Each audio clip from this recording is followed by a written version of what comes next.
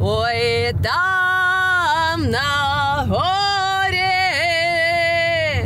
ой, там на кроте, ой, там сидела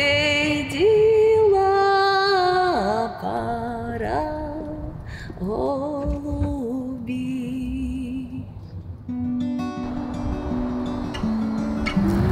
Меня зовут Надежда Вечеря, мне 30 лет, я украинка.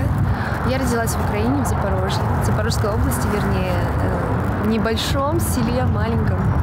Называлось оно «Общее», собственно, наверное, и сейчас так и называется. Мой переезд был связан с несколькими факторами. Первое – это то, что я планировала, я хотела сюда попасть. Я к этому морально готовилась, но я не знала, когда это будет возможно. Я познакомилась с казахом и очень влюбилась в него. Первое впечатление о городе. Во-первых, это было очень холодно, потому что я прилетела в феврале, и здесь как раз выпал снег, был ветер. Безумно холодно началось с третьего дня моего пребывания здесь, пожалуй. Первое, куда я хотела попасть, это Байтерек. Когда я туда зашла и начала интересоваться вообще историей Казахстана с первой недели пребывания здесь, вот тут-то мне начало приходить другое ощущение. Какого-то такого тепла и родства, что ли. На самом деле мне очень нравится, вот сейчас уже пробыв здесь несколько месяцев, я понимаю, что по-родному мне здесь. Мне здесь запахи близки.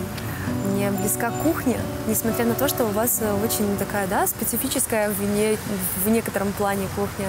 Даже тот бишбармак, да, он очень вкусный, но там есть такие составляющие, которые, когда я ела их, на меня смотрели с замиранием и ждали, какая у меня будет реакция. Это, по-моему, был желудок, если я не ошибаюсь. Вот, и в этот момент я не могу понять, да, говорят, что это вроде как деликатес, но для меня это не совсем пока что приятно. Люди в таком состоянии спокойствия находятся. Это же в транспорте видно, на улицах, когда они проходят.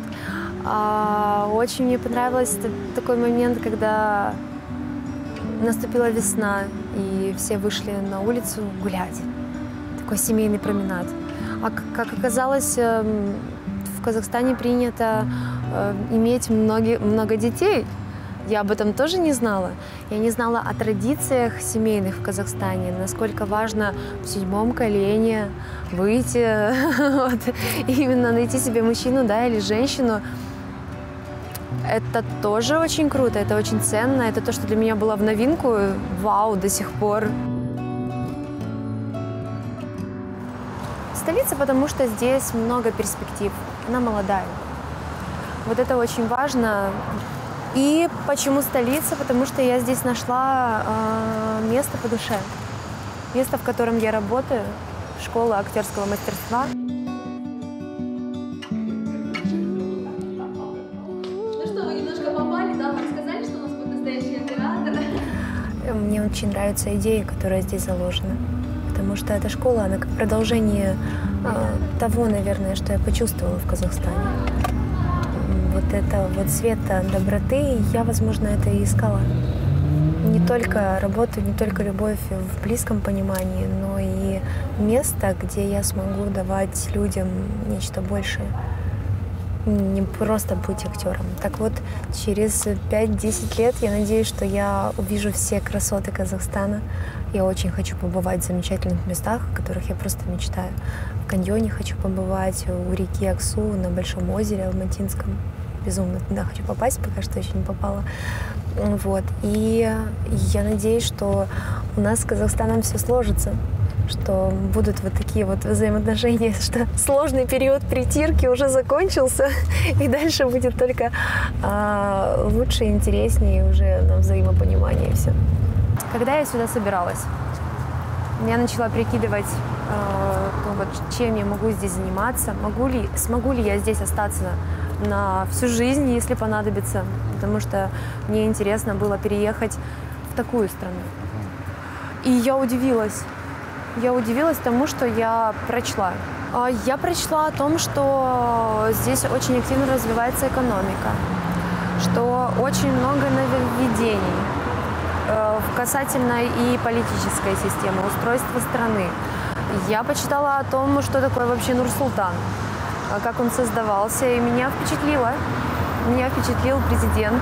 В разных городах, особенно в столицах, люди напряженные, они куда-то спешат, они даже слегка агрессивные. То здесь этой агрессии вообще не видно.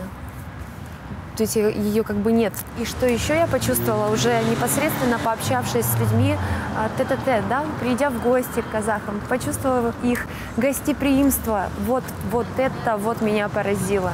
Потому что меня приняли как будто в своей собственной семье. Мне было настолько же комфортно, даже еще немножко лучше. Мне точно так же после пира завернули домой еды. Обязательно передать.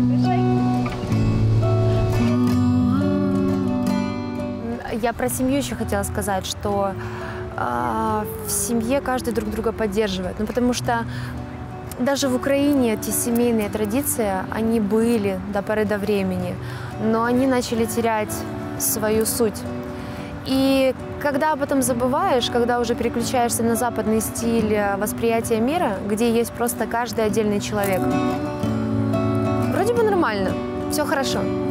Но когда ты резко попадаешь в семью, где каждый друг за друга и один за всех, и все за одного, ты вдруг начинаешь понимать, что в этих западных традициях не так.